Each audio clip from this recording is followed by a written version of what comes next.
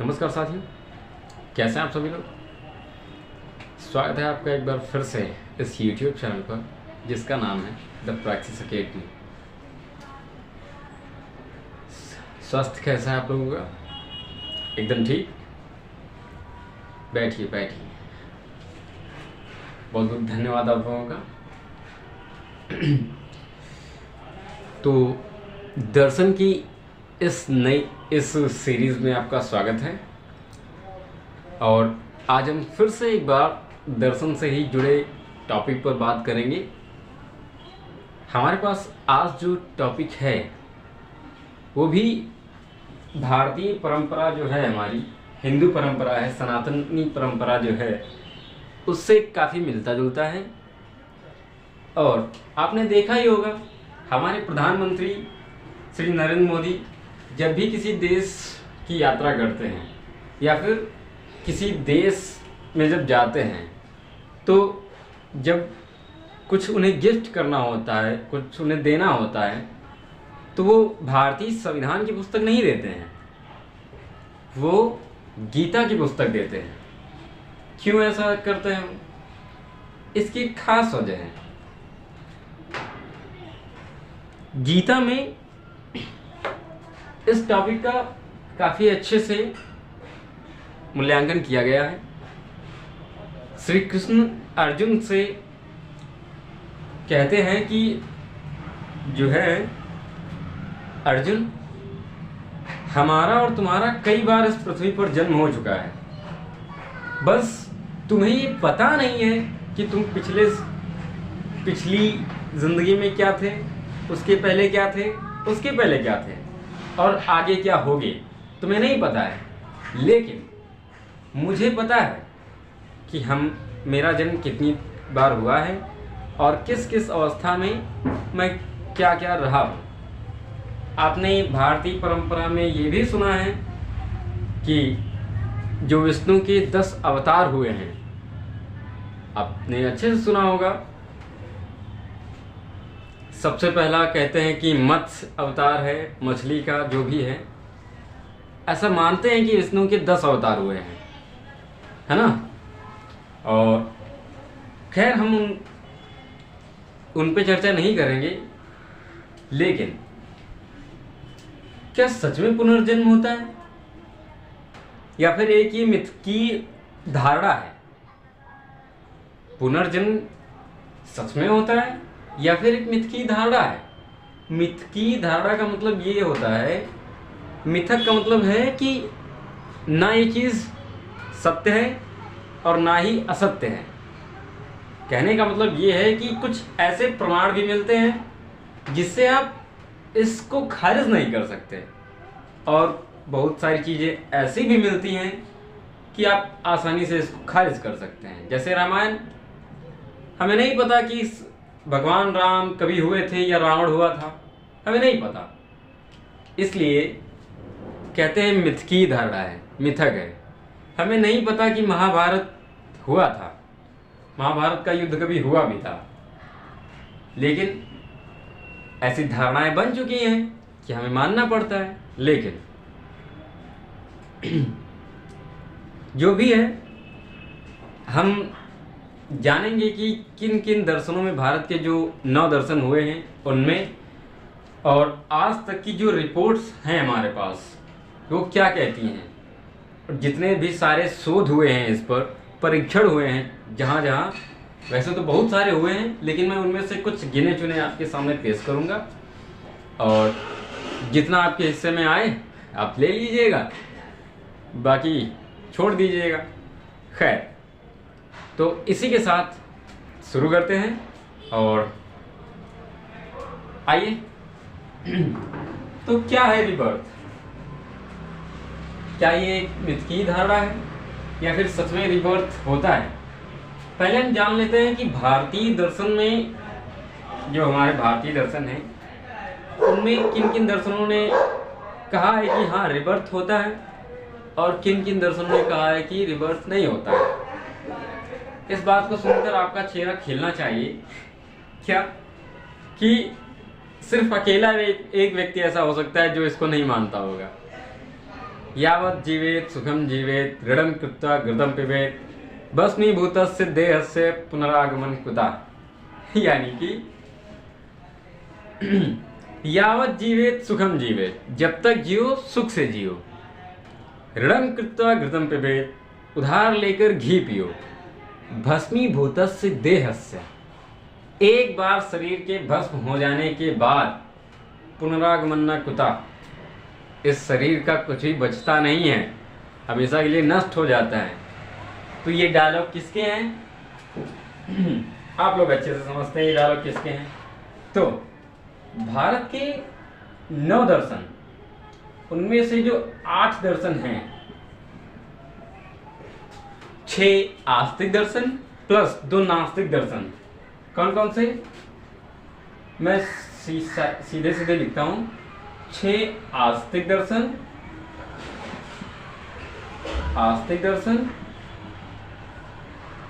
और 2 नास्तिक दर्शन। यानी कि जो 2 नास्तिक दर्शन है वो आपको पता है कौन से हैं? एक बौद्ध दर्शन है और दूसरा जैन दर्शन है। इनमें न्याय वैशेषिक, योग, मीमांसा, वेदांत, ये सारे दर्शन, ठीक है। तो भारत के जो 2 नास्तिक दर्शन हैं, जैन और बौद्ध, ये भी पुनर्जन्म को स्वीकारते हैं। कैसे स्वीकारते हैं मैं अभी आता हूं। न्याय वैशेषिक, वेदांत, मीमांसा, उपनिषद, वेद, ये सभी 6 दर्शन, ये क्योंकि ये 6 दर्शन कहाँ से निकल के आए हैं? वेद और उपनिषद से निकल के आए हैं। तो हमें ध्यान रखना होगा कि वेद और उपनिषद जो है हमारे, वो भी पुनर्जन्म को मानते हैं, ठीक है। लेकिन हमारे पास एक दर्शन ऐसा है, चार्वाक। चार्वाक कहते हैं कि नहीं, पुनर्जन्म कुछ भी नहीं होता है, जो भी है यही है, इसके बाद कुछ भी नहीं होता है, ठीक है। तो हमारे पास चार्वाकी हैं ऐसे, इनका तो अलग ही रहता है भाई, कि ये तो कहते हैं कि जब तक जियो सुख से जियो, इनका यही फार्मूला है और इसी फार्मूले के साथ ये लोग जिंदा भी रहते हैं। खैर, ऐसा नहीं कि सारे चार्वाक एक जैसे हैं या फिर सारे चार्वाक बुरे होते हैं। एक सभ्य चार्वाक हैं और एक असभ्य चार्वाक हैं। मैंने शायद पहले भी चर्चा इस पर की हुई है। तो चार्वाकों का मानना है, सभ्य हो या असभ्य हो, इन लोगों का मानना है कि पुनर्जन्म कुछ नहीं होता है, सब बकवास की बातें हैं, ऐसा कुछ भी नहीं होता है। लेकिन अब जरा हम बौद्ध और जैन दर्शन पे आते हैं। बौद्ध और जैन दर्शन कैसे बताते हैं कि हाँ पुनर्जन्म होता है? इनके पास क्या धारणा है, किस बेस पे कह रहे हैं, किस आधार पे कह रहे हैं कि हाँ पुनर्जन्म नाम कुछ होता है? अच्छा, बुद्ध का मानना है, जो हमारे बौद्ध दर्शन के प्रतिपादक हैं बुद्ध, उनका मानना है कैसे वो पुनर्जन्म को जो है स्वीकारते हैं। जैसे ये हमारी बॉडी है, ठीक है। अब मान लेते हैं एक दीपक जल रहा है, ठीक है। मान लेते हैं एक मोमबत्ती जल रही है, उस मोमबत्ती से आप किसी दूसरे दीपक को जला दीजिए और ये वाला दीपक बुझ जाएगा, वो दीपक जल जाएगा। ऐसे ही वो ये भी कहते हैं कि ये शरीर कुछ नहीं है, आत्मा जो है जैसे करंट फ्लो नहीं करता है, तार में जैसे करंट फ्लो करता है, वैसे ही आत्मा एक शरीर को त्याग कर दूसरे शरीर में प्रवेश कर जाती है। ये कौन कह रहा है? ये हमारे जो बुद्ध साहब हैं वो ऐसी बातें कर रहे हैं, ठीक है। अच्छा, इसके बाद ध्यान रखना है, इन 6 आस्तिक दर्शनों में हम अगर गीता को लेंगे, जो हमारी बहुत ही जो है धार्मिक पुस्तक है, जो श्री नरेंद्र मोदी हमेशा गिफ्ट करते रहते हैं, जो गीता है उसमें पुनर्जन्म को कैसे बताया गया है? उसमें पुनर्जन्म को इस तरीके से बताया गया है कि जिस प्रकार ये शरीर अलग अलग अवस्थाओं में, जैसे शैशवावस्था, किशोरावस्था, वृद्धावस्था, इस साथ साथ चलती है। आत्मा एक से एक जो है अवस्था से दूसरी अवस्था में पहुंचती है। सबसे पहले जो है हमारी कौन सी होती है, शैशवावस्था, उसके बाद किशोरावस्था, उसके बाद यौनावस्था, उसके बाद वृद्धावस्था। ठीक है, तो आत्मा इन सभी चरणों में बार बार होती रहती है, गुजरती रहती है। इसी प्रकार जो आत्मा है वो एक शरीर को त्याग देती है और दूसरे शरीर में प्रवेश कर जाती है। ठीक है, ऐसा गीता का दर्शन कहता है। और श्री कृष्ण जब अर्जुन ये अपने जो है छात्र धर्म से विचलित हो जाते हैं, तब श्री कृष्ण अर्जुन को उपदेश देते हैं कि देखो कुछ नहीं होता है, हम सब हमेशा जो है पुनर्जन्म होता रहेगा हमारा। ठीक है, बहुत सारी बातें उसमें कहते हैं, लेकिन मैं विस्तार से चर्चा नहीं करूंगा उस पर। तो श्री कृष्ण अर्जुन को उपदेश देते हैं कि देखो तुम कह रहे हो कि मेरे भाई कैसे उन्हें मारे, कोई बात नहीं है, इस जन्म में मार दो, उस जन्म में सब लोग एक ही हो जाओगे, कोई चिंता करने की बात नहीं है। तो इस टाइप का जो है उनका चलता है। अच्छा, ध्यान रखना है, जैसे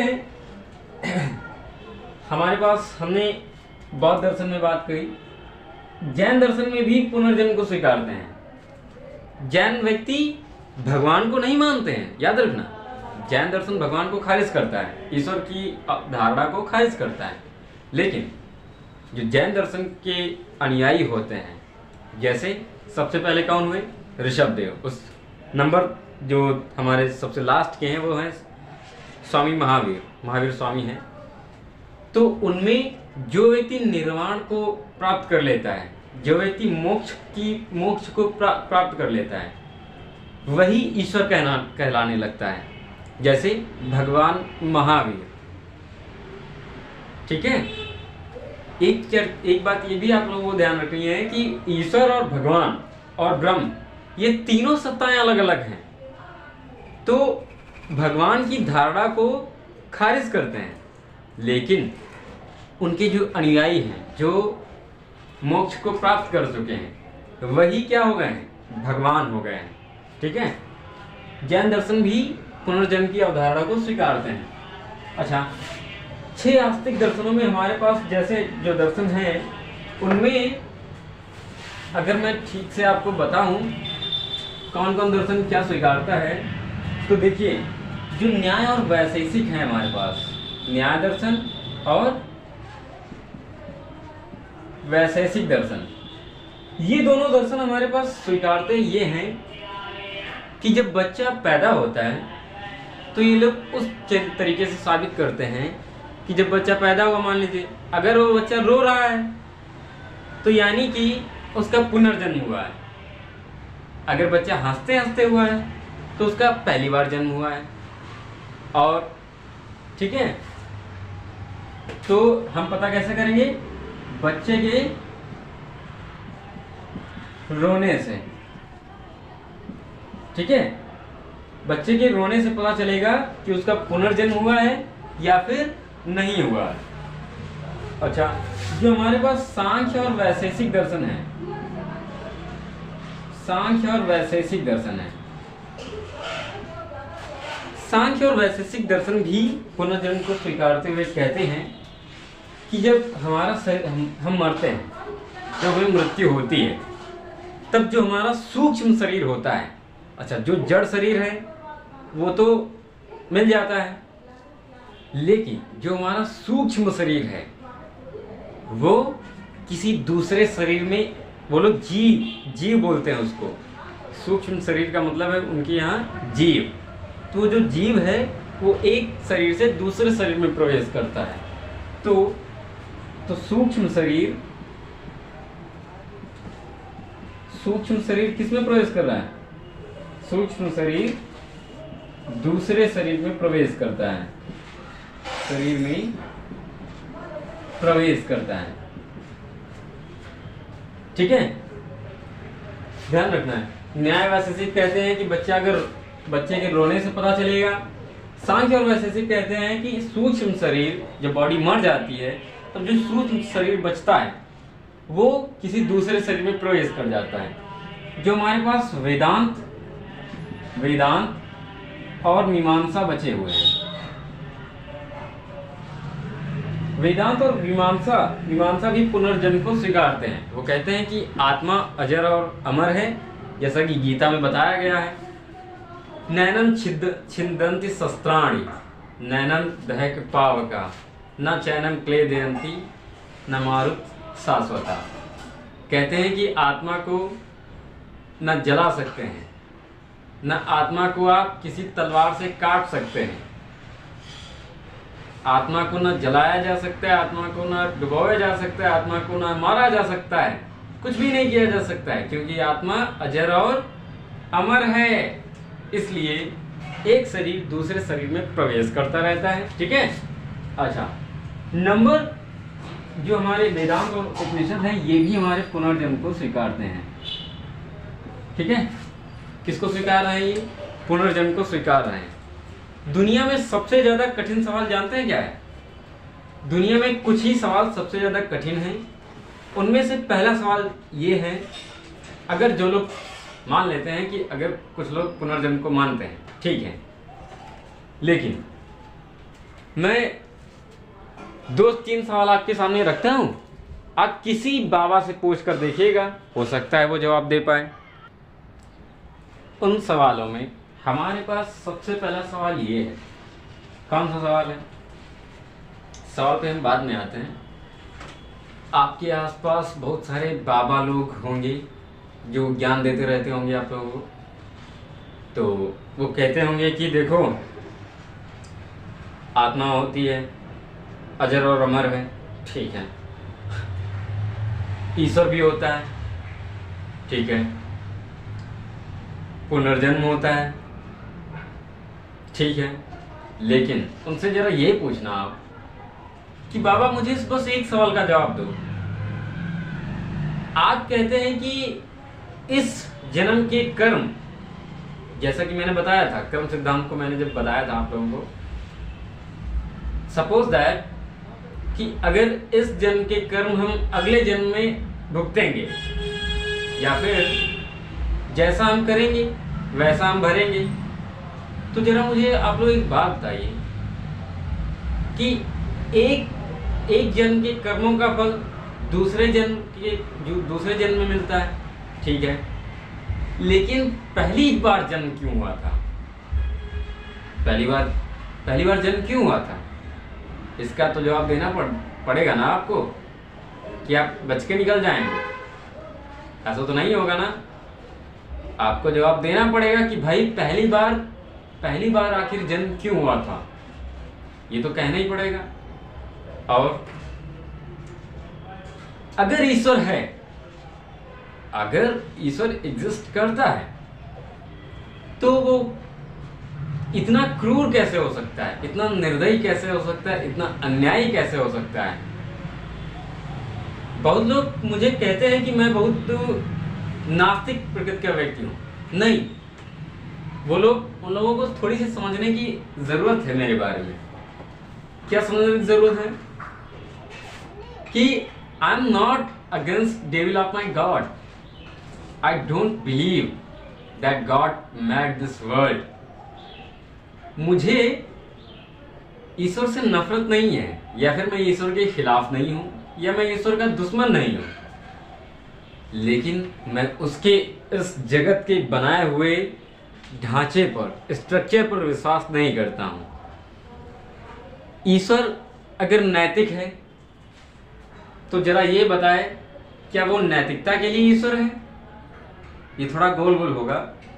नहीं, आप दो चीजों में डिफरेंस कीजिए। आप जरा ये बताइए, क्या ईश्वर नैतिक होने के लिए नैतिकता पर आधारित है? नहीं आ रहा। और सिंपल भाषा में बताता हूं, ईश्वर नैतिकता पर टिका हुआ है या फिर ईश्वर नैतिक है?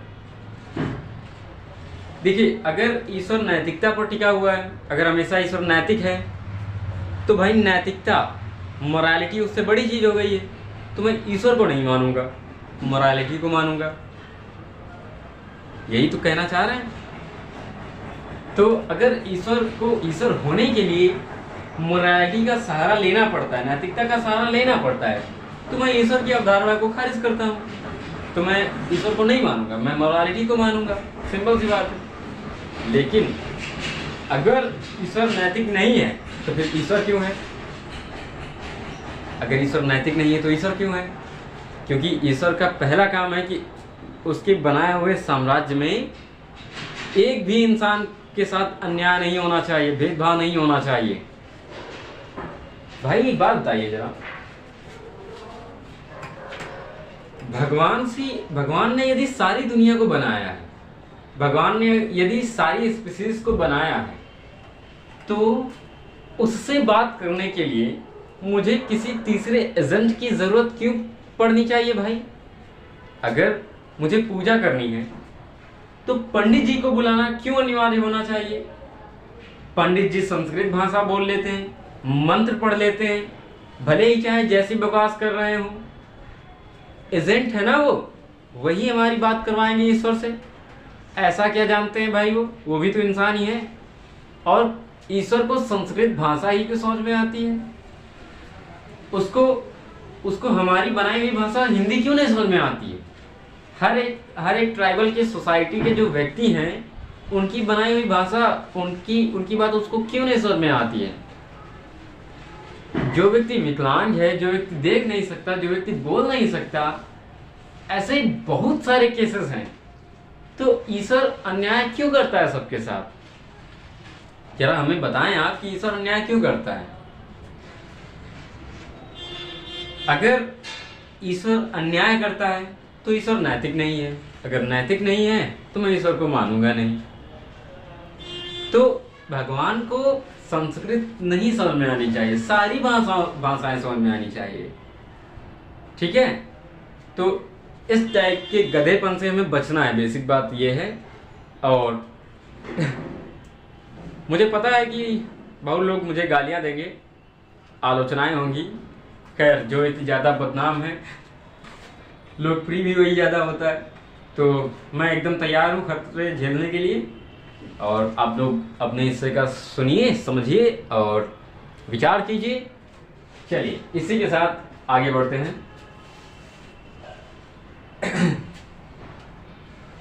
तो पुनर्जन्म में न्याय वैशेषिक हो गए, सांख्य और योग हो गए, हमारे सांख्य और योग हो गए, और वेदांत और मीमांसा हो गए। ठीक है? अब हमारे पास दो चीजें और बची हैं। दो चीजें कौन सी बची हैं? ध्यान रखना है। आज मैं आपके सामने बहुत एक दो केसेस का भी जिक्र करूंगा जो अभी तक की रिसर्च हुई हैं, उन सबको मैं लेकर आया हूं, जिससे आप लोग कोई मुझ पे ना आरोप ना लगा सके कि क्या बकवास कर रहे हो तुम। ऐसा थोड़ी ना होता है। खैर, जो भी है मैं धीरे धीरे करके उस पर आता हूँ। ये तो एक भारतीय परंपरा की बात। अगर हम पश्चिमी परंपरा को देखें, पश्चिम में कौन कौन ऐसे व्यक्ति हुए हैं जो हमारे रिबर्थ की कंसेप्ट को स्वीकारते हैं? तो रिबर्थ के कंसेप्ट को स्वीकारने में सबसे पहला जिस व्यक्ति का हाथ है उसका नाम है सुकरात। ठीक है? कौन है? सुकरात नंबर 1। और सुकरात के बारे में कहते हैं कि the greatest of all those who know Aristotle, मतलब जानने वालों का ज्ञाता कौन है? सुकरात। लेकिन सुकरात ऐसा नहीं है कि बहुत ही जो है गंदा टाइप का व्यक्ति था, लेकिन उसने कुछ ऐसी बातें बोल दी जो कि पश्चिम का समाज उनको लगभग 1500 साल तक खारिज नहीं कर सका। सुकरात ने महिलाओं के बारे में, विकलांगों के बारे में बहुत ज़्यादा गंदे टाइप की बातें कही हुई हैं। जैसे उसने कहा कि महिलाओं में दिमाग कम होता है। ध्यान रखना है, ये मैं नहीं कह रहा हूँ, ऐसा सुकरात कह रहा है। सुकरात कह रहा है कि महिलाओं में दिमाग कम होता है, इसकी वजह है कि उनके दांत कम होते हैं। तो पश्चिम का समाज एक तो सुकरात के पीछे पागल ही था। तो अच्छा, तो बहुत लोग इस बात को स्वीकारने लगे और वो लोग अपने अपने घरों में जाकर चेक कर रहे थे, अपनी बीवियों के दांत गिन रहे थे। और पश्चिम की परंपरा को 1500 साल लग गए इस बात को खारिज करने में कि नहीं, महिलाओं में भी दांत समान ही होते हैं और पुरुषों में भी दांत समान ही होते हैं। तो सुकरात ने हालांकि कुछ अच्छी बातें बोली हैं, कुछ बुरी बातें बोली हैं, हमें अपने हिस्से का निकाल लेना है और ध्यान रखना है। मैं इसके एकदम अगेंस्ट हूँ कि सुकरात ने महिलाओं के लिए ऐसी बातें बोली हैं, ठीक है। नंबर दूसरी बात, अच्छा, कहते हैं कि सुकरात के बारे में एक मिथक चलता है कि सुकरात को एक लेडी मिली और उस लेडी ने कहा कि सुकरात तो बहुत ही क्रूर टाइप का इंसान था, बहुत ही दिखने में भद्दा। तो उस लेडी ने कहा, अच्छा, वो लेडी बहुत सुंदर थी, तो उसने कहा कि मैं चाहती हूँ कि हम दोनों शादी कर लें और हमारे बच्चे आपके जैसे बुद्धिमान और मेरे जैसे खूबसूरत हों। तो सुकरात ने मजाक में कहा कि अगर इसका उल्टा हो गया तो तो मतलब बुद्धिमान भी और कुरूप भी, ठीक है, मतलब गोरा भी रहेगा प्लस मंदबुद्धि भी रहेगा, तो दिक्कत हो जाएगी, कुरूप और मंदबुद्धि। इसलिए नंबर 2, जो सुकरात का दोस्त कह सकते हैं या फिर शिष्य कह सकते हैं, शिष्य ज्यादा अच्छा शब्द है। सुकरात ने कोई पुस्तक नहीं लिखी, सुकरात के डायलॉग सारे के सारे प्लेटो ने कवर किए। कहने का मतलब है कि सुकरात ने जो भी बातें बोली हैं वो सारी प्लेटो ने डायलॉग के बेस में अपने बुक में लिखी हुई हैं, ठीक है। प्लेटो जो है, प्लेटो इस पुनर्जन्म को मानता है। सुकरात ने जब पश्चिम के समाज को बहुत ज़्यादा प्रभावित किया, युवाओं में बहुत ही क्रेज था। सुकरात की बातें सुनना सबको बहुत पसंद लगता था, मतलब बहुत अच्छा लगता था। तो वहाँ की जो चर्च थी, वहाँ की जो एडमिनिस्ट्रेशन था, वो सुकरात से नाराज हुआ और सुकरात को उसने जो है मृत्युदंड दे दिया, कैपिटल पनिशमेंट दे दिया।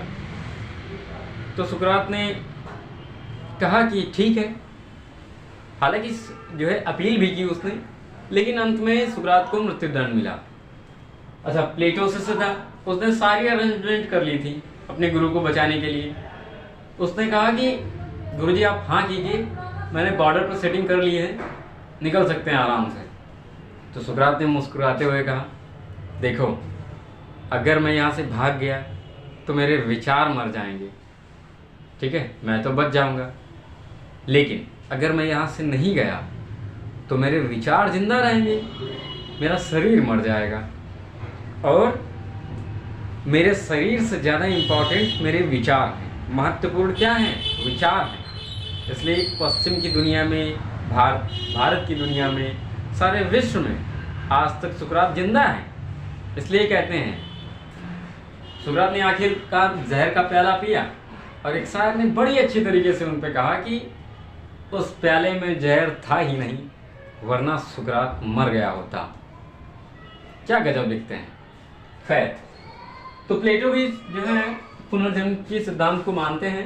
उसके बाद नंबर 3 पे जो प्लेटो के शिष्य हैं वो है अरस्तु, अरिस्टोटल जिनको कहते हैं आप लोग, ध्यान रखना है।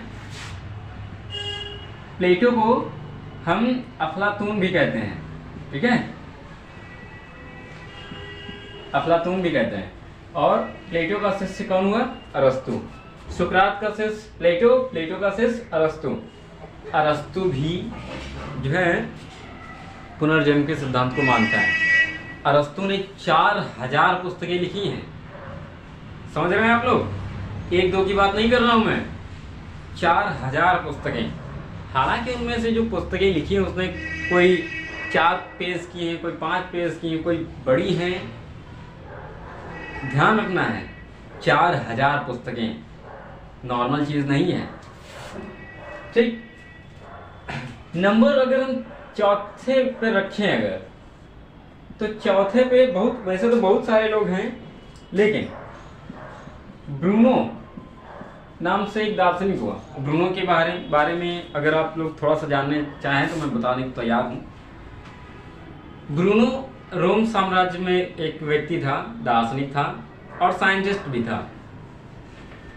आज का जो हमारा वेटिकन सिटी है वहाँ पे वो रहता था।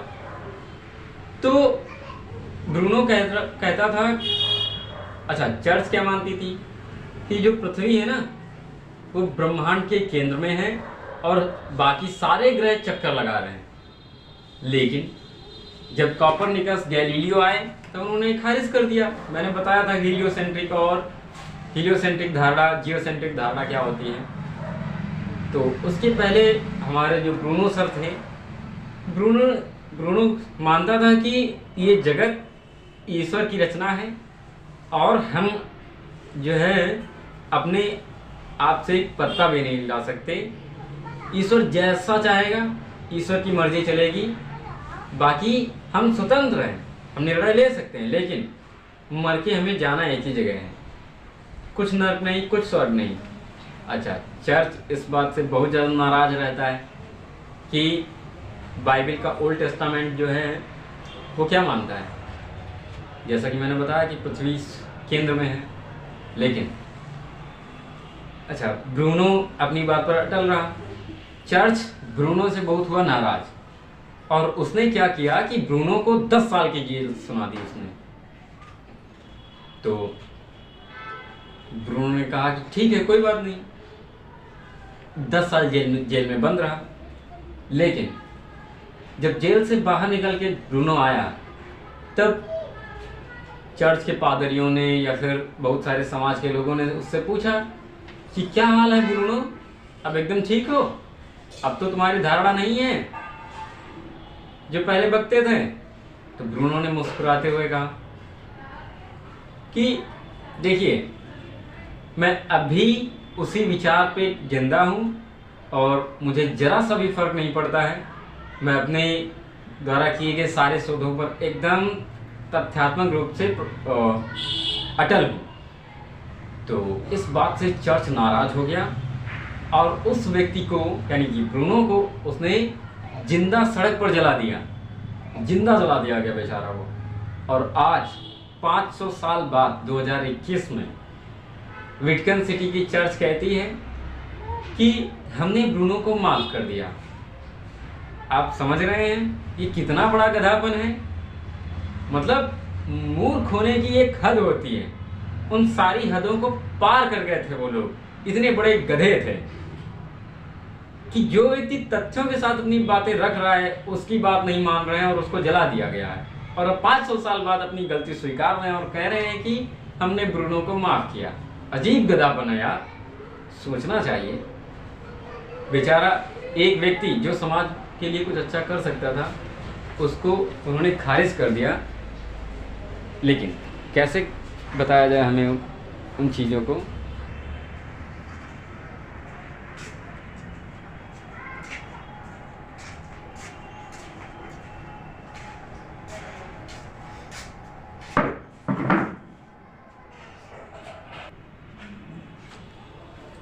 मतलब कि गधेपन की एक सीमा होती है, मूर्खता की एक सीमा होती है, एक लक्षण होता है।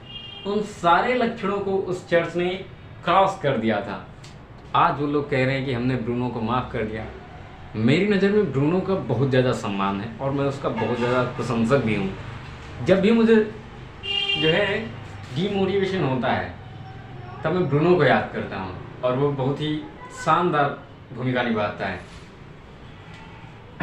उसके बाद खैर, मोटिवेशन गुरु मुझे पसंद नहीं आते हैं और वो झाड़ झंकार बताते हैं, हीलियम 3 घंटे के लिए भर देते हैं, उससे फर्क घंटा नहीं पड़ता है। खैर, हमारे पास जो 5वें व्यक्ति हैं वो पाइथागोरस भी हैं। आपने पाइथागोरस का नाम सुना होगा, पाइथागोरस प्रमेय गोरस, ये वही पाइथागोरस हैं। पाइथागोरस दार्शनिक भी थे, गणितज्ञ भी थे। पाइथागोरस भी मानते हैं कि यस, पुनर्जन्म होता है, बॉडी एक बार मरने के बाद दोबारा पुनर्जन्म होता है। जैसा मैंने आपको बताया, एक सवाल आप किसी बाबा से पूछ लीजिए, आप कहिए कि बाबा पुनर्जन्म होता है, ठीक है, इस जन्म के फल मतलब कर्मों के फल अगले जन्म में भुगतूंगा, ओके, लेकिन जरा ये बताइए पहली बार जन्म क्यों हुआ था? पहली बार कौन से पाप किए थे कि पहली बार जन्म हुआ मेरा? क्या खेल खेल में जन्म कर दिया मेरा और मैं अब तक जो है भुगत रहा हूं? इस क्वेश्चन का आंसर किसी बाबा के पास नहीं है। आपको गधा बना सकता है लेकिन आंसर नहीं दे सकता है, एकदम कॉन्क्रीट आंसर नहीं दे सकता है। अच्छा, उसके बाद जो हमारे पश्चिम के तो दार्शनिकों की हमने बात कर ली, कौन कौन से व्यक्ति हैं ऐसे जो पुनर्जन्म को स्वीकारते हैं, लेकिन ध्यान रखने की बात यह है कि जो हमारे सोमैटिक धर्म हैं, कौन से सोमैटिक रिलीजियन, सोमैटिक रिलीजन ही मानते हैं कि पुनर्जन्म नाम से कुछ नहीं होता है। उनमें से जो ईसाई हैं और जो इस्लाम है, इस्लाम, हालांकि यहूदी पुनर्जन्म को नहीं स्वीकारते हैं, लेकिन वो री इनकारनेशन की बात को स्वीकारते हैं, रिबर्थ नहीं, री इनकारनेशन। जैसे आपने सुना होगा कि हमेशा ईसाई और यहूदियों में लड़ाई झगड़ा हुआ करता है। क्यों हुआ करता है? इसके पीछे खास वजह है। जब यहूदी जो हमारा इजराइल है आज का, जब ईसा मसीह वहाँ पे थे और वहाँ पे ईसाई धर्म का प्रचार वो कर रहे थे, तब यहूदियों ने क्या किया कि उनको क्रूसेड कर दिया, मतलब क्रूज कर दिया था। आपने सुना होगा किलों पर ऐसे ही चढ़ा दिया था उनको, ऐसे हमेशा देखते हैं। तो अच्छा, ईसाई लोग कहते थे कि वो हमारे क्या हैं, ईश्वर हैं, लेकिन यहूदी कहते थे कि नहीं, ये जो है भ्रष्ट बना रहे हैं हमारे समाज को, हमारे समाज में हिंसाएं फैला रहे हैं। इसलिए यहूदी लोगों ने ईसा मसीह साहब को क्रूस कर दिया था। और क्या हुआ कि तभी से ईसाई मानते हैं कि हमारे जो भगवान थे उनको किसने मारा है? यहूदियों ने मारा है। इसलिए ईसाई और यहूदियों में हमेशा झगड़ा हुआ करता है, ठीक है। अच्छा, जब ईसा मसीह क्रूस किए गए थे तब उन्होंने एक बात बोली थी। कौन सी बात बोली थी? हे ईश्वर, ईसा मसीह कोई गॉड नहीं थे, नहीं, वो गॉड के बेटे थे, पुत्र थे, ठीक है। तो उन्होंने कहा कि हे ईश्वर, इन दुष्ट लोगों को माफ़ कर देना, इन्हें नहीं पता है कि ये लोग कितना बड़ा पाप कर रहे हैं, इनको माफ़ कर देना। इस टाइप का वो बोल के वहाँ से मतलब उनको क्रोस किया गया था। ये लास्ट वाक्य थे। और महात्मा गांधी का एक आपने बहुत ही प्रसिद्ध वाक्य सुना होगा, यदि आपके गाल पे कोई थप्पड़ मार दे तो आप दूसरा गाल भी उसके सामने कर दीजिए। ये वाक्य महात्मा गांधी का नहीं है, हालांकि महात्मा गांधी के नाम से बहुत चलता है। ये वाक्य हमारे जो हमारे ईसा मसीह साहब थे उनका है, ये गांधी का वाक्य नहीं है। गांधी ने खुद कोट किया है कि वाक्य मैंने ईसा मसीह साहब से लिया है। अच्छा, तो इस्लाम धर्म पुनर्जन्म को नहीं मानता है, ठीक है। हालांकि इस्लाम धर्म में क्या कहते हैं कि जो बॉडी है जमीन में गाड़ने का कंसेप्ट कहाँ से आया? अगर आप जियोग्राफी देखेंगे तो सबसे पहले कहाँ पे शुरू हुआ था? जो हमारा अरब देश है वहाँ पे। अच्छा, वहाँ पे लकड़ियाँ तो है नहीं, पानी तो है नहीं बहुत ज़्यादा, तो लोग रेत में कहाँ से लकड़ी लाएंगे जलाने के लिए? तो वो लोग क्या करते थे कि ज़मीन में गाड़ देते थे लाश को। लेकिन अगर रिलीजन की बात करें हम, तो रिलीजन में ये धारणा है, किसमें तीनों धर्मों में ये धारणा है कि जब व्यक्ति मर जाएगा तब उसकी जो शरीर है वो ज़मीन में रहेगा। जब कयामत का दिन आएगा कयामत का मतलब है चमत्कार का दिन। ऐसा इन धर्मों के लोग मानते हैं। जब कयामत का दिन आएगा तब जितने भी सारे व्यक्ति गड़े हुए हैं वो सारे के सारे जो है स्वर्ग में चले जाएंगे। किस लिए? आपने सुना होगा कि कहानी ये है, इस पे मैं बाद में आता हूँ। कहानी ये है, ईसाई धर्म यानी कि सोमैटिक धर्म में, हालांकि मैं चाह रहा था कि इसको मैं जब जगत का टॉपिक लेकर आऊँ तब इसको बताना सही रहेगा, लेकिन खैर अभी बता देता हूँ। ईसाई जो सोमैटिक धर्म है वो मानते हैं कि बाइबल का ओल्ड टेस्टामेंट पहला चैप्टर, उसमें कहानी है ईव और एडम की। तो एडम कौन है? ईश्वर का पुत्र है। तो एडम जो है स्वर्ग में खेल रहा था, तो उसने शिकायत की कि मैं बोर हो रहा हूँ अकेले। तो ईश्वर ने एडम के एक पैर की एक्स्ट्रा उंगली से ईव को पैदा कर दिया। ये आदम और ईव पहले व्यक्ति हैं, पहले इंसान हैं, ध्यान रखना। और क्या हुआ फिर? उन दोनों लोगों को स्वर्ग पे भेज दिया गया और उनसे कहा गया कि डोंट ईट प्रॉफिटेबल फूड, मतलब कि वर्जित फल को मत चखना, बाकी आराम से खेलो, कोई प्रॉब्लम नहीं है। तो उन्होंने कहा कि ठीक है, आदम ने कहा। लेकिन ईव के उकसाने पर क्या हुआ कि आदम ने उस फल को चखा। वो वर्जित फल क्या है हमें नहीं पता। आज का जो एप्पल का लोगो है हमारा, आपने देखा होगा कि वो ऐसे टाइप का कुछ ऐसे है। जो एप्पल का लोगो है आज का, वो एप्पल का लोगो यही से जो है मानता है, ये वहाँ से लिया गया है। तो ईव ने कहा कि वर्जित, मतलब ईश्वर ने कहा था कि वर्जित फल को मत चखना, लेकिन ईव के उकसाने पर वर्जित फल को चखा गया। तो हुआ ये, आदम ने वो फल चखा। लेकिन ध्यान रखने बात ये है कि वो लोग, आदम ने वो फल चखा और फल चखने के बाद ये बात ईश्वर को पता लग गई। जब ईश्वर को ये बात पता लग गई तो ईश्वर ने कहा कि तुम लोग जो है इस लायक नहीं हो कि इस स्वर्ग पे रह सको तुम लोग। इसलिए ईश्वर नाराज हुआ बहुत ज़्यादा और अपने ही बेटे को नरक में भेज दिया। नरक कौन सी जगह है? पृथ्वी है। तो तभी से धारणा है। और 7 दिनों के अंदर पेड़ पौधे, पशु, इंसान, इन सभी को उसने बनाया।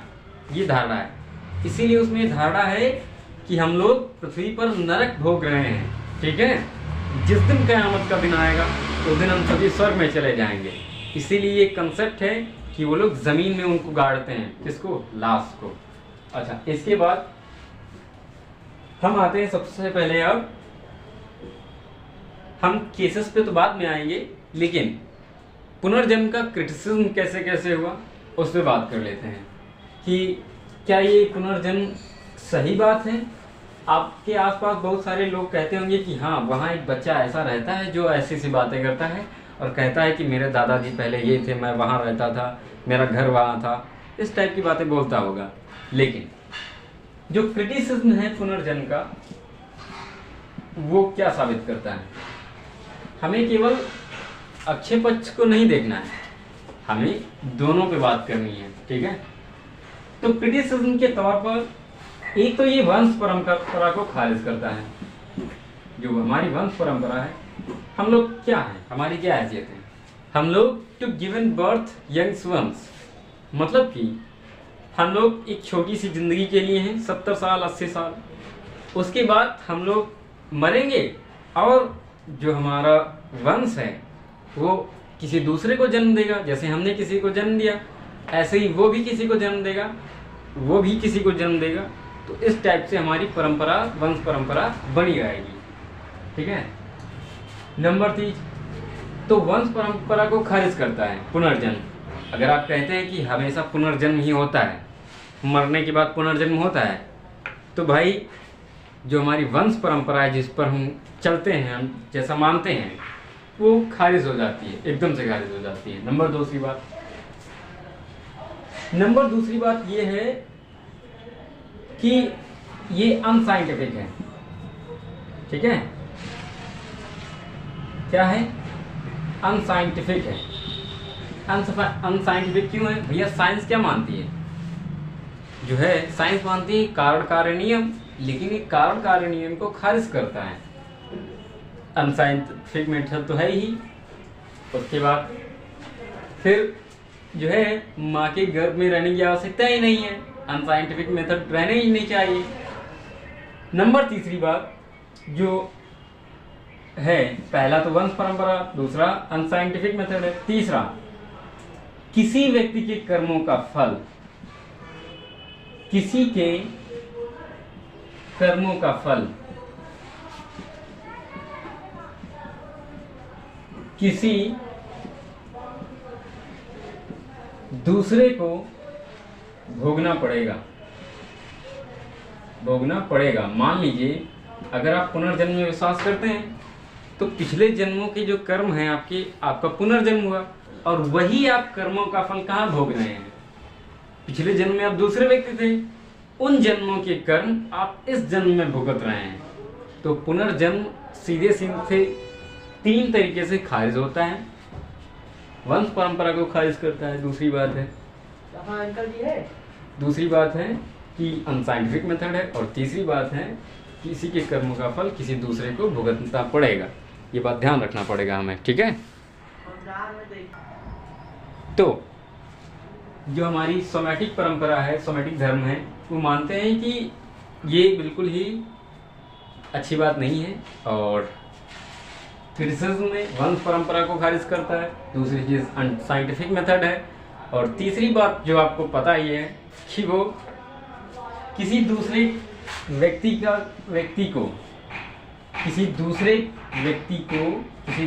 के कर्मों को भोगना पड़ेगा। तो रीबर्थ एक तरीके से अनसाइंटिफिक मेथड है, और जिसको देखिए जिंदगी का मजा सिर्फ एक पक्ष में नहीं है, जिंदगी का मजा सभी पक्षों को लेकर है। देखिए जब तक चर्च मानता था कि पृथ्वी केंद्र में है, तब तक हमारे पास वो एक हाइपोथेसिस था। हालांकि उसके कई सौ साल पहले आर्यभट्ट, ऋषि कणाद, बहुत सारे लोगों ने बता चुके थे कि पृथ्वी गोल है, और इस टाइप की बातें कर चुके थे। लेकिन चर्च के आने के बाद एक हाइपोथेसिस ये बना कि हाइपोथेसिस क्या बना? हाइपोथेसिस यही बना कि जो पृथ्वी है वो ब्रह्मांड के केंद्र में है। जब कोपरनिकस आए, वो कहते हैं कि नहीं, पृथ्वी केंद्र में नहीं है, पृथ्वी चक्कर काट रही है, और सूर्य हमारे सौर मंडल का हिस्सा है, सूर्य केंद्र है। तो ये भी एक हाइपोथेसिस है, प्रमाणित नहीं हुआ है, बस हाइपोथेसिस है। क्या पता कि अंतिम सत्य क्या हो, अल्टीमेट रियलिटी हमें नहीं पता है। इसीलिए कांट की भाषा में अगर मैं इसको कहूं कि we don't know phenomena, we know more about noumena. हम ये जान सकते हैं कि ये मार्कर किस मेटल से बना है, किस चीज से बना है, लेकिन the ultimate existence of this marker we don't know. So इसीलिए अपने अपने हिस्से का निकाल लीजिए और बाकी का छोड़ दीजिए। आधुनिक हिंदी साहित्य में एक कवि हुए रघुवीर सहाय, कहते हैं कि हम तो सारा का सारा लेंगे जीवन, हम तो सारा का सारा लेंगे जीवन, कम से कम वाली बात हमसे ना कहिए, या फिर हमसे ना हो पाएगी, है ना। तो जिंदगी का मजा एक पक्ष में नहीं है, कई सारे पक्षों को लेकर चलिए साथ में। तो रघुवीर सहाय बड़े ही मजेदार कवि हैं, और कहते हैं कि हम तो सारा का सारा लेंगे जीवन, कम से कम वाली बात हमसे ना कहिए। तो जिंदगी का मजा एक पक्ष में नहीं लेना है, सभी पक्षों को देखना है। हमें थोड़ा सा जो है पार्टी भी करनी है, थोड़ा सा दर्शन भी पढ़ना है, थोड़ी सी साइंस भी पढ़नी है, सभी हिस्सों का मजा लेना है। एक ही क्षेत्र में थोड़ी ना झंडे गाड़ के हम मर जाएंगे, है ना। तो अगर मैं थोड़ी सी रिसर्च की बात करूँ, अब बहुत सारे एग्जाम्पल्स हैं वैसे तो, लेकिन उनमें से मैं कुछ एग्जाम्पल पे चर्चा करूँगा। उनमें से सबसे जो प्रमाणित तथ्य हैं उनमें एक व्यक्ति हैं प्रोफेसर इयान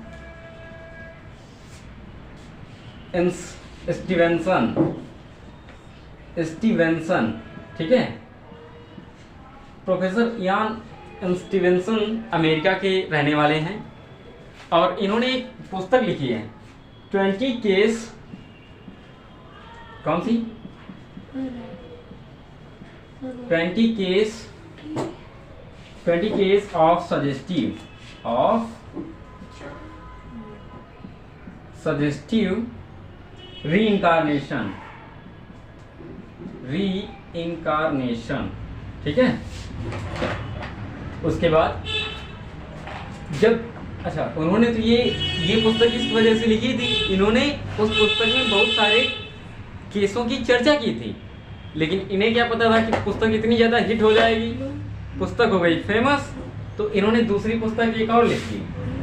जो दूसरी पुस्तक है वो है रिवर्स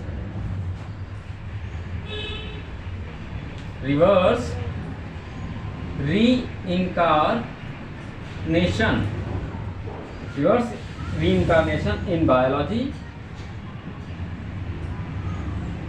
बायोलॉजी इंटरसेक्ट। तो प्रोफेसर इयान स्टीवेंसन का जो शोध है वो बड़ा ही कमाल का है और सबसे ज़्यादा प्रमाणित मेरी नज़रों में वही है। मैंने बहुत सारे रिसर्च पेपर पढ़े, बहुत सारी साइटों को छाना बीना, तब मुझे मिला कि प्रोफेसर इयान स्टीवेंसन ने कम से कम 20,000 केसों की चर्चा की पुनर्जन्म से रिलेटेड। हर देशों में घूमे, बहुत सारे देशों में घूमे, वहाँ पे जाकर पूछताछ की और उनमें से 20 केस उनको ऐसे मिले जिनको वो खारिज नहीं कर पाए। उनको ये मानना पड़ा कि हाँ, सच में ऐसा लगता है कि पुनर्जन्म होता है। उन्होंने साबित नहीं किया है, ये उनका एक हाइपोथेसिस है, जैसे ये हाइपोथेसिस कि पृथ्वी सूर्य के चारों ओर घूम रही है, ठीक है। तो 20 केस में उन्होंने ऐसा बताया कि ये ऐसे केस हैं जिनको हम खारिज नहीं कर सकते। अच्छा, इसके बाद अगर हम बात करें इंडिया में जयपुर यूनिवर्सिटी है, जो हमारे पास जयपुर यूनिवर्सिटी है, वहाँ पर जो है पैरासाइकोलॉजी की ब्रांच है, पैरा।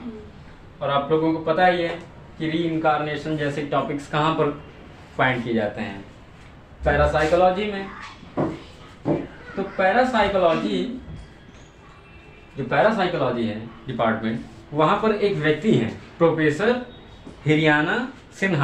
प्रोफेसर हरेंद्र प्रसाद सिन्हा उनका नाम है पूरा।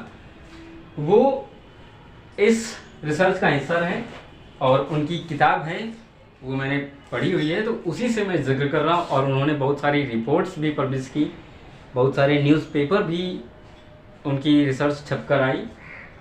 पंजाब केसरी उस ज़माने में सन 1964 की बात है, ये तब चलता था। तो पैरासाइकोलॉजी डिपार्टमेंट में कई व्यक्ति थे। एक व्यक्ति थे B.R. अत्रे, दूसरे व्यक्ति थे उनके बेटे SP अत्रे। अपने पिता पर एकदम गए, मतलब जैसा जैसा पिता बोलते थे वही कॉपी कर लिया डायरेक्ट उन्होंने, SP अत्रे ने। तीसरे व्यक्ति थे राजा राम तोमर, और जो चौथे व्यक्ति थे डॉक्टर बनर्जी। इन लोगों ने जाकर पता किया, इनके पास कुछ ऐसे प्रमाण हैं जिनसे इन्होंने ये साबित नहीं किया कि पुनर्जन्म होता है, इन्होंने बस रिसर्च की और पाया कि हाँ, तथ्य एकदम प्रमाणित हैं। एक शब्द आप लोगों ने शायद सुना होगा, डोगमा। डोगमा एक शब्द है जिसका मतलब होता है अंधविश्वास, और अंधविश्वास पुनर्जन्म से रिलेटेड है, आत्मा से रिलेटेड है। तो इन्होंने, हालांकि पैरासाइकोलॉजी में ये शब्द नहीं चलता है, तो इस शब्द को हटाकर उन्होंने क्या कर दिया, इस शब्द की जगह पे उन्होंने कहा कि भैया ये शब्द नहीं चलेगा, डोगमा नहीं चलेगा, डोगमा की जगह चलेगा एक्स्ट्रा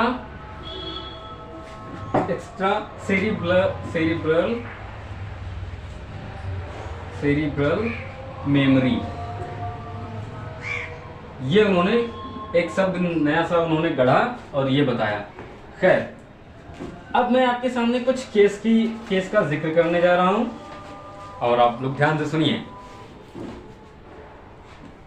आपने सुना ही होगा कि बहुत लोग कहते हैं कि बाबा टाइप के लोग बैठे बैठे ज्योतिषी जो होते हैं, बैठे बैठे देखते हैं ऐसे आंखें बंद करके और दूर का ज्ञान बता देते हैं कि वो व्यक्ति वहां पर ऐसा कर रहा है, हग रहा है, मूत रहा है या फिर खाना खा रहा है, जो भी है ऐसा वो लोग बता देते हैं। तो उनमें से मैं थोड़ी सी जिक्र करता हूं आपसे। तो पहला केस हमारे पास है, एक 5 साल का बच्चा है पंजाब में, ठीक है। 5 साल का जो बच्चा है पंजाब में, उसका नाम है मानसा, ठीक है। मानसा गांव का एक बच्चा है यशवाल नाम से, और ये पंजाब केसरी अखबार से रिलेटेड है। अगस्त 1964 की बात है। इसमें ये चारों व्यक्ति शामिल थे जिनका मैंने जिक्र किया है। और क्या कहते हैं ये लोग, 5 साल के बच्चे वो ऐसी सी बातें करता था कि मेरा दिल्ली में घर है उस गली में, और मैं उस दुकान पे काम करता था। एक बार मेरे एक्सीडेंट हो गया था, उसके बाद फिर पता नहीं मुझे। तो इन चारों लोगों ने रिसर्च की, गए उस बच्चे ने जो जो गली बताई वो सारी गली एकदम सही बताई, ठीक है। पहुंचा, मकान भी दिखा, ये भी पता चला कि हाँ एक्सीडेंट से उसकी मृत्यु हुई थी। उसकी जो माता थी वो थी चंद्रावर, उसके पिता का नाम था चिरंजीवी लाल। वो दोनों लोग वहाँ पे मिले, और जो है 21 साल की अवस्था में वो बाइक मैकेनिक था, उसकी मृत्यु हो गई थी एक कार एक्सीडेंट की दुर्घटना में। ये बात एकदम प्रमाणित साबित हुई। तो हालांकि मैंने बहुत जो है बारीक से इसका आपको उत्तर दे दिया है, लेकिन ये केस इतना सरल है नहीं जितना आपको लगता है, बहुत ही पेचीदा है, ठीक है। तो इस केस को उन्होंने कहा कि लगता तो है कि हाँ पुनर्जन्म होता है, लेकिन उन्होंने पुनर्जन्म को ये नाम नहीं दिया कि ये पुनर्जन्म है। पुनर्जन्म क्या है, एक डोगमा है, अंधविश्वास है। उन्होंने पैरासाइकोलॉजी से एक वर्ड लिया जिसका नाम है एक्स्ट्रा सेरिब्रल मेमोरी, ये वर्ड उन्होंने प्रतिपादित किया। उसके बाद दूसरा केस है छौरा गांव का, जो चंबल मध्य प्रदेश से रिलेटेड है। 1968 का केस है। एक लड़का था मीना राजपूत नाम से, उसका केस है, और वो पंजाब में रहता था इस वक्त। उस बच्चे ने भी बताया, जब वो 7 साल का हुआ, उस बच्चे ने भी कहा कि yes I have something memorise that पुनर्जन्म मेरा भी हुआ। वो भी ऐसी ऐसी बातें करता था। कैसी कैसी बातें, उसका सुन लीजिए जरा आप। तो कहते हैं कि हाँ उसने सारी बातें बताई कि मैं जो है यहाँ ये करता था, और जो है उन्होंने रिसर्च की, उसके घर गए, हाँ पाया कि एकदम सही। अच्छा, चंबल में जब वो पहुंच रहा था अपने घर के पास, तब उसकी जो बीवी थी वो जा रही थी पानी लेकर। ये 1968 की बात है। अब ये मत कह देना कि वहाँ पानी लेकर घर से बाहर, आज का नहीं, 1968। तब तालाब से घड़े में पानी लेकर जाया जाता था। तो उस बच्चे ने उसकी गोद में चढ़कर एक बात बोली, मैं तुम्हारा पति हूँ, इस टाइप से बहुत उसने गुनगुनाया, और वो कहने लगी, एकदम से चौंक गई कि अरे आप तो वो हैं, हमारे वो हैं। तो एक केस ये है। दूसरी बात, मेमोरी की अगर हम बात करें तो मेमोरी में 2 चीज़ें होती हैं। एक तो रिमेम्बरिंग होता है, यानी कि पिछली याददाश्त वापस आ जाना, ठीक। दूसरी चीज होती है रिकॉग्निशन। और रिकॉग्निशन कब होता है? जब पुनर्जन्म जैसी बातें होती हैं, तब क्या होता है? रिकॉग्निशन होता है। अच्छा, क्रिश्चियनिटी, इस्लाम, यहूदी, मैंने बताया कि ये सब मानते नहीं हैं पुनर्जन्म। लेकिन भारत से बाहर अगर मैं एक दो केसों की बात करूं तो एक केस है 5 मई 1957 का। ये इंग्लैंड की बात है और हेक्साम नाम की एक जगह है, आप रिसर्च कर सकते हैं। तो वहाँ पर दो बच्चियाँ थीं और एक भाई था। एंथनी और जैकलिन नाम से दो बच्चियाँ थीं और उनके एक साथ लड़का था जोआना नाम से। वो तीनों चर्च जा रहे थे। चर्च जाते वक्त इन तीनों बच्चों को किसी कार ने कुचल दिया। और जब उनका जन्म हुआ अगली बार, तब उन बहनों ने कहा कि यस, हम लोग चर्च जा रहे थे और एक कार ने हमें कुचल दिया था। अच्छा, ये देखिए, मैं सारी रिसर्च करके आया हूँ। आप लोग चाहें तो मैं रिसोर्सेज बता सकता हूँ, साइट्स नाम बता दे रहा हूँ, आप रिसर्च कर सकते हैं अच्छे से। अच्छा, उसके बाद मेरे ख्याल से हमारी जो चर्चा थी वो लगभग पूरी हो चुकी है। अगर भारतीय परंपरा में थोड़ी सी बात और करना चाहूँ, भारतीय परंपरा में जस्ट थोड़ी सी बात अगर करना चाहूँ तो बात ये है कि हमें कहा जाता है कि भारतीय परंपरा में ये मान्यता है कि हम 84 लाख योनियों में जन्म लेते हैं। जो मनुष्य का जीवन है वो 84 लाख योनियों में जन्म लेता है और धीरे धीरे चलता जाता है। अच्छा, 84 लाख योनियों का जिक्र आता है गीता में, गीता जो पुस्तक है। उसके बाद जब हमें आत्मज्ञान हो जाता है, लिबरेशन हो जाता है, डेविएशन हो जाता है, मोक्ष हो जाता है, निर्वाण हो जाता है, तब इस जीवन के जो मरण और पुनर्जन्म का जो चक्र है वो समाप्त हो जाता है। ऐसा जैन धर्म, बौद्ध धर्म, गीता और शंकर वेदांत परंपरा ऐसा मानती है कि हमें, हमारी बंधन का मूल कारण क्या है? कि हम अज्ञानी हैं, हमें ज्ञान नहीं है। इस बंधन का मूल कारण यही है कि हम अज्ञानी हैं और इसी तरीके से हमारा बार बार जन्म होता है। एक बार अगर हम निर्वाण, हमने मोक्ष प्राप्त कर लिया तो जो हमारी जन्म मरण की प्रक्रिया है वो रुक जाएगी। तो इससे क्या साबित होता है? इससे ये साबित होता है कि शायद पुनर्जन्म, आत्मा, जगत, इस टाइप की अवधारणा होती हो, शायद आत्मा होती हो, शायद पुनर्जन्म होता हो, लेकिन हमें नहीं पता कि आत्मा होती है या पुनर्जन्म होता है, हमें नहीं पता। इसलिए पश्चिम का एक दार्शनिक है कांट।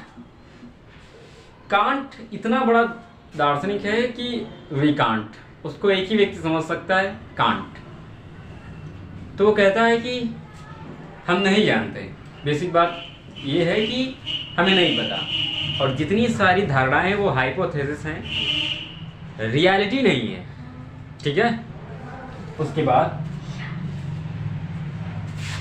बाद है ये कि हमें लगता है कि ध्यान ये रखना है कि आप अगर पुनर्जन्म में विश्वास करते हैं, आप में से बहुत लोग करते होंगे और आपके दादा, मामा, जो है घर में दादी, बहुत सारे लोग इस बात में विश्वास भी करते होंगे कि पुनर्जन्म जैसी अवधारणा है।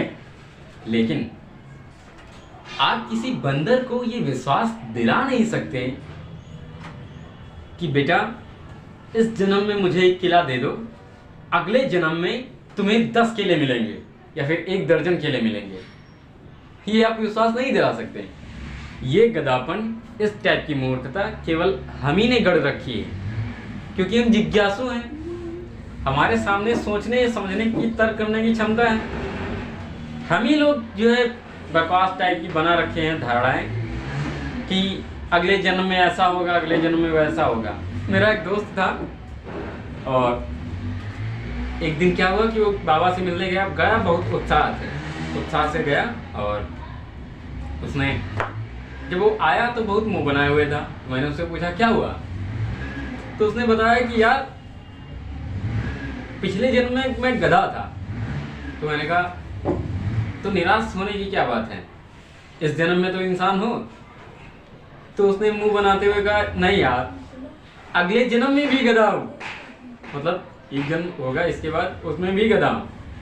तो मैंने कहा उससे कि नहीं नहीं, इस जन्म का बताया होगा, उस जन्म का नहीं। तो बाबा, इस समाज को जितना ज़्यादा बाबाओं ने तबाह किया है, धर्म के लोगों ने तबाह किया है, आई थिंक सो उतना ज़्यादा और किसी ने भी नहीं तबाह किया है। तो आप अपने हिस्से का निकाल लीजिए और बाकी का छोड़ दीजिए, ठीक है। तो मेरे ख्याल से हम पूरा कर चुके हैं। हमने आज केवल इंट्रोडक्शन किया है, जो आज तक की रिसर्च कह रही है उन पे बात की है मैंने।